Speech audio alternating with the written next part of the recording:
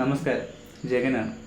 In കേരളയുടെ നമ്മുടെ കാശി സീരീസിൻ്റെ പുതിയൊരു എപ്പിസോഡിലേക്ക് എല്ലാവർക്കും സ്വാഗതം. ഈ വീഡിയോയിലൂടെ ഞാൻ പറയാൻ ഉദ്ദേശിക്കുന്നത് ഏതൊക്കെ യാത്രാ മുഖേന നമുക്ക് കാശിയിലേക്ക് എത്തിച്ചേരാം, ഏകദേശം എത്ര ചിലവ് വരും ഈ ഒരു കാശി യാത്ര ചെയ്തെടുക്കാനായിട്ട് എന്നുള്ള കാര്യങ്ങളാണ്. സോ ഒട്ടും സമയം താമസിപ്പിക്കേണ്ട, നമുക്ക് നേരെ വീഡിയോയിലേക്ക് കയറാം. Welcome to in Kerala.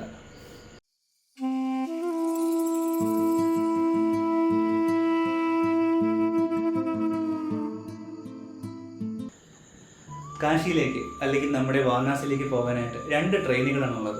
ഒന്ന് കാശി തമിൽ എക്സ്പ്രസ് 16367, അതുപോലെ നമ്മുടെ കേരളത്തിൽ നിന്നുള്ള ഏക വണ്ടി എറണാകുളത്ത് നിന്ന് തുടങ്ങുന്ന പാറ്റ്ന വരെ പോകുന്ന Ernakulam Patna super fast express 22669 നമുക്ക് കാശിയിലേക്ക് അല്ലെങ്കിൽ വാരണാസിയിലേക്ക് പോകാൻ സാധിക്കുന്ന 2 ട്രെയിനുകൾ എന്ന് പറയുന്നത്. ഇതിൽ കാശി തമിൽ എക്സ്പ്രസ് ആണ്. ഇതിൻ്റെ ഫുൾ നെയിം എന്ന് പറയുന്നത് കാശി തമിൽ സംഗമം എക്സ്പ്രസ് എന്നുള്ളതാണ്. കന്യാകുമാരിയിൽ നിന്നും തുടങ്ങി, അതായത് എല്ലാ വ്യാഴാഴ്ചകളിലും ഈ ഒരു ട്രെയിൻ ഉണ്ട്. എല്ലാ വ്യാഴാഴ്ചകളിലും 8:30 ആകുമ്പോൾ ഈ ഒരു ട്രെയിൻ കന്യാകുമാരിയിൽ നിന്നും പുറപ്പെടും. കന്യാകുമാരിയിൽ നിന്ന് തുടങ്ങി നാഗർകോവിൽ വന്ന് ട്രിവാൻഡ്രം ടച്ച് ചെയ്യുന്നില്ല. ട്രിവാൻഡ്രം ടച്ച് ചെയ്യാതെ നേരെ മധുരൈ, ഡിണ്ടിഗൽ, ട്രിച്ചി ഇതുവഴി ജബൽപൂർ വഴി വാരണാസിയിലേക്ക് ഡയറക്റ്റ് പോകുന്ന ഒരു ട്രെയിനാണ് കാശി തമിൽ എക്സ്പ്രസ് എന്നുള്ളത്. അതുപോലെ തന്നെയാണ് നമ്മുടെ എറണാകുളം പാറ്റ്, നമ്മുടെ കേരളത്തിൽ നിന്നുള്ള ഏക വണ്ടിയാണ്. എറണാകുളം ജംഗ്ഷനിൽ നിന്നും സ്റ്റാർട്ട് ചെയ്ത് നിയറസ്റ്റ് സ്റ്റോപ്പുകൾ എന്ന് പറയുന്നത് ആലുവ, തൃശ്ശൂർ, പാലക്കാട് ഒക്കെയാണ്. അങ്ങനെ എറണാകുളം ജംഗ്ഷനിൽ നിന്ന് നേരെ വാരണാസിയിലേക്ക് പോകുന്ന ഒരു ട്രെയിനാണ് Ernakulam Patna super fast express എന്നുള്ളത്.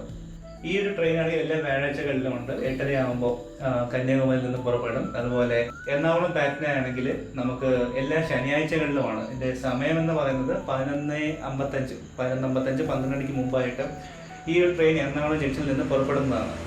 2 ട്രെയിനുകളുടെയും സമയദൈർഘ്യം എന്ന് പറയുന്നത് 2 മുഴുവൻ ദിവസവും, അതുപോലെ 6 മുതൽ 7 മണിക്കൂർ വരെയൊക്കെയാണ്.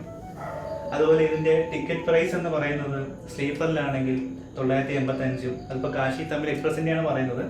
സ്ലീപ്പർ ആണെങ്കിൽ 985, അതുപോലെ അതിൻ്റെ തേർഡ് AC ആണെങ്കിൽ 2470, സെക്കൻഡ് AC ആണെങ്കിൽ 3570, അതുപോലെ ഫസ്റ്റ് AC ആണെങ്കിൽ 6030 ഒക്കെയാണ് ഈ ഒരു കാശി തമിൽ സംഗമം എക്സ്പ്രസ്സിന് ചാർജ് ആക്കുന്നത്. അതുപോലെ എറണാകുളം പാറ്റ്ന ആണെങ്കിൽ നമുക്ക് സ്ലീപ്പറിനാകുന്നത് 1025, തേർഡ് AC ആണെങ്കിൽ 2540, സെക്കൻഡ് AC ആണെങ്കിൽ 3655. ഇതിൽ ഫസ്റ്റ് AC കോച്ചില്ല, അത് നമുക്ക് കാശി തമിഴിൽ മാത്രമേ ഉണ്ടാവുകയുള്ളൂ. ഇത്തരം യാത്രകൾക്ക് തിരഞ്ഞെടുക്കാവുന്ന ഏറ്റവും ബെസ്റ്റ് അല്ലെങ്കിൽ സേഫസ്റ്റ് ഓപ്ഷൻ എന്ന് പറയുന്നത് എപ്പോഴും ഇതുപോലെയുള്ള ഫസ്റ്റ് AC കോച്ചുകളാണ്. അത്യാവശ്യം എമൗണ്ടും കാര്യങ്ങളൊക്കെ ആകുന്നുണ്ട് എങ്കിൽ പോലും സേഫായിട്ട് നല്ലൊരു യാത്രയാണ് നിങ്ങൾ തീരുമാനിക്കുന്നതെങ്കിൽ നിങ്ങൾക്ക് ചൂസ് ചെയ്യാവുന്നതാണ് ഇതുപോലെയുള്ള ഫസ്റ്റ് AC കോച്ചുകൾ എന്ന് പറയുന്നത്. ഇനി അതല്ല, നിങ്ങളുടെ കയ്യിൽ അത്രയും എമൗണ്ട് കൊടുക്കാനില്ല എങ്കിൽ നിങ്ങൾക്ക് ഇതുപോലെയുള്ള തേർഡ് AC അല്ലെങ്കിൽ സെക്കൻഡ് AC കോച്ചുകളും നോക്കാവുന്നതാണ്. പക്ഷേ ഒരിക്കലും ഇതുപോലെയുള്ള സ്ലീപ്പർ കോച്ചുകൾ അല്ലെങ്കിൽ ജനറൽ കോച്ചുകൾ ഞാൻ ഒരിക്കലും പറയില്ല. എമൗണ്ട് വളരെ കുറവാണ്. ജനറൽ നോക്കിക്കഴിഞ്ഞാൽ ഒരുപക്ഷെ 600 700 ഒക്കെ വരുന്നുള്ളൂ. പക്ഷേ എന്നിരുന്നാലും നമുക്ക് ഒട്ടും സേഫായിട്ട് യാത്ര ചെയ്യാൻ സാധിക്കില്ല. നമ്മുടെ കയ്യിൽ അത്യാവശ്യം ഗാഡ്ജറ്റും കാര്യങ്ങളൊക്കെ ഉണ്ട്, ലാപ്ടോപ്പോ ഫോണോ കാര്യങ്ങളൊക്കെ ഉണ്ട്, അതിന് അത്യാവശ്യം ലഗേജും കാര്യങ്ങളൊക്കെ ഉണ്ടെങ്കിൽ നമുക്ക് ഒരിക്കലും യാത്ര ചെയ്യാൻ സാധിക്കാത്ത ചില കോച്ചുകളാണ് ഈ സ്ലീപ്പർ അല്ലെങ്കിൽ ജനറൽ എന്ന് പറയുന്നത്. ഇതുപോലെയുള്ള സ്ലീപ്പർ കോച്ചുകൾ അല്ലെങ്കിൽ ജനറൽ കോച്ചുകളുടെയൊക്കെ ഒരു പ്രധാന പ്രശ്നമായി നമ്മൾ കാണുന്നത് ഒരു കർണാടക റീജിയനിലൊക്കെ കഴിയുന്ന സമയത്ത് അത്യാവശ്യം നല്ല ക്രൗഡായിട്ട് കാണാറുണ്ട്. ഒരുപക്ഷെ തേർഡ് AC ആണെങ്കിൽ പോലും അത്തരം ക്രൗഡ് നമുക്ക് കാണാൻ സാധിക്കും. ഇതിൻ്റെയൊക്കെ ഒരു പ്രശ്നമെന്ന് പറഞ്ഞു കഴിഞ്ഞാൽ രാത്രി സമയത്താണെങ്കിൽ ശരിക്കും ബുദ്ധിമുട്ട് നമ്മൾ അനുഭവിക്കാൻ പോകുന്നത്. കാരണം ഒരു ബർത്തിൽ തന്നെ ഒരുപക്ഷെ 4-5 പേരൊക്കെ കിടക്കുന്നത് കാണാം. അത്രയും കൺജസ്റ്റഡ് ആയിട്ട് കിടക്കാമെന്ന് പറയുന്നത് തന്നെ ശരിക്കും പറഞ്ഞാൽ നമുക്ക് ഭയങ്കര ബുദ്ധിമുട്ടാണ്. പ്രത്യേകിച്ച് നമ്മൾ മലയാളികൾക്ക് അത് ചിലപ്പോൾ അംഗീകരിക്കാൻ പറ്റുന്ന ഒരു കാര്യമായി തോന്നില്ല. അതുകൊണ്ട് ഏറ്റവും സേഫസ്റ്റ് ഓപ്ഷൻ എന്ന് പറഞ്ഞാൽ എപ്പോഴും ഒന്നുകിൽ സെക്കൻഡ് AC, ഏറ്റവും ബെസ്റ്റ് എപ്പോഴും ഫസ്റ്റ് AC തന്നെയാണ്. പക്ഷെ അതിന് അതിൻ്റെതായ ചാർജും കാര്യങ്ങളും വരുന്നുണ്ട്. നമ്മുടെ പാറ്റ്ന സൂപ്പർ ഫാസ്റ്റിലാണെങ്കിൽ പോലും അങ്ങറ്റം മാക്സിമം നമുക്ക് തേർഡ് AC വരെ നോക്കാം. അതല്ല എങ്കിൽ ഏറ്റവും സേഫസ്റ്റ് ഓപ്ഷൻ ഒരുപക്ഷെ സെക്കൻഡ് AC ആയിരിക്കും. അതുകൊണ്ട് കോച്ചുകളൊക്കെ തിരഞ്ഞെടുക്കുമ്പോൾ ശ്രദ്ധിച്ച് തിരഞ്ഞെടുക്കേണ്ട കാര്യമുണ്ട്. കാരണം സ്ലീപ്പർ എന്ന് പറയുന്നത് നമുക്ക് 1000-ൽ താഴെ വില വരുന്നുള്ളൂ മറ്റതെല്ലാം അപേക്ഷിച്ച് നോക്കുമ്പോൾ. ഇനി ഇതിലും കുറവാണ് ജനറൽ എന്ന് പറയുന്നത്. ഒരുപക്ഷെ 600 650 രൂപ മറ്റോ ആവുന്നുള്ളൂ. പക്ഷേ ഒരു നോർത്ത് സൈഡിലേക്കൊക്കെ പോകുമ്പോഴാണ് ഇതിൻ്റെ ഒരു ബുദ്ധിമുട്ട് നമുക്ക് മനസ്സിലാക്കുന്നത്. ആളുകളെല്ലാം കൂടി തിങ്ങി നിറഞ്ഞ് കൺജസ്റ്റഡ് ആയിട്ട് പുറത്തുനിന്ന് നോക്കിയാൽ നമുക്ക് അകത്തേക്ക് കയറാൻ പോലും പറ്റാത്ത അത്ര രീതിയിലായിരിക്കും ആളുകൾ തിങ്ങി നിറഞ്ഞ് നിൽക്കുന്നത് ഈ കോച്ചുകളിലൊക്കെ. പക്ഷേ ഫസ്റ്റ് AC ആണെങ്കിൽ സെക്കൻഡ് AC ആണെങ്കിൽ നമുക്ക് വളരെ റിലാക്സ്ഡ് ആയിട്ട് നമ്മുടെ ലഗേജ് എല്ലാം വെച്ച് വളരെ റിലാക്സ് ചെയ്ത് നമുക്ക് യാത്ര ചെയ്യാൻ പറ്റുന്ന കോച്ചുകളാണ് ഈ ഫസ്റ്റ് AC അല്ലെങ്കിൽ സെക്കൻഡ് AC എന്ന് പറയുന്നത്. സെയിം സിറ്റുവേഷനാണ് നമുക്ക് പാറ്റ്ന സൂപ്പർ ഫാസ്റ്റിലുള്ളത്. Third A C second A C വളരെ കംഫർട്ടബിൾ ആയിട്ടും സ്ലീപ്പർ എന്ന് പറയുന്നത് ഇതേ സെയിം സിറ്റുവേഷൻ തിങ്ങി നിറഞ്ഞ് നമുക്ക് യാത്ര ചെയ്യേണ്ട ഒരു സിറ്റുവേഷൻ ഉണ്ട്.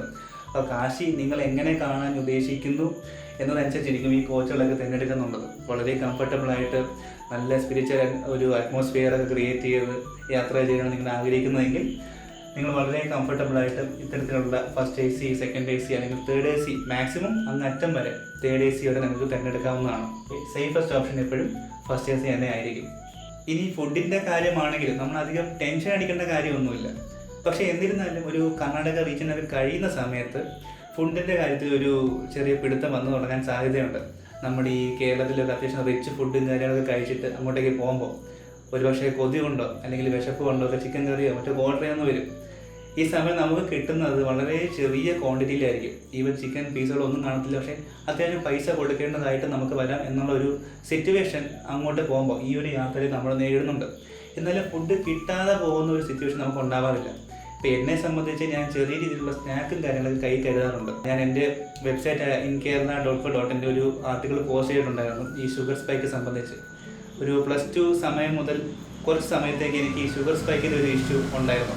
അപ്പോൾ ഈ സമയങ്ങളിൽ ഞാൻ കൂടുതൽ എൻ്റെ കൈ കരുതുന്നത് ശരിക്കും ഈ സ്വീറ്റ്സ് അതായത് മുട്ടായി അല്ലെങ്കിൽ അങ്ങനെയുള്ള ഈ മധുര പലഹാരങ്ങൾ എൻ്റെ കൈ കരുതാറുണ്ടായിരുന്നു. ഇപ്പം ഷുഗർ ഇഷ്യൂസൊക്കെ വന്നു കഴിഞ്ഞാൽ ഒന്ന് സോൾവ് ചെയ്യാം എന്ന രീതിയിലൊക്കെ.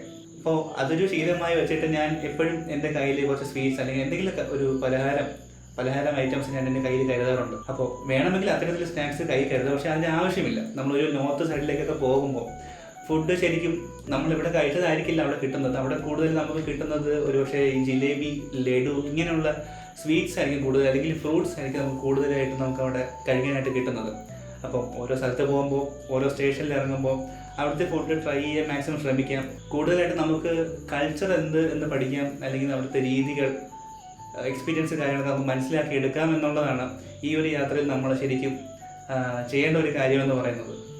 ഇനി നിങ്ങൾക്ക് സ്റ്റേഷനിൽ നിന്ന് ഫുഡ് വേണ്ട അല്ലെങ്കിൽ ട്രെയിനിലെ ഫുഡ് കാര്യങ്ങളൊന്നും വേണ്ട എന്നുണ്ടെങ്കിൽ ഇതുപോലെയുള്ള കൺഫേം ടിക്കറ്റ് എന്ന ആപ്പ്, ഞാൻ ശരിക്കും ടിക്കറ്റ് ബുക്ക് ചെയ്യുന്നത് കൺഫേം ടിക്കറ്റ് വഴിയാണ്.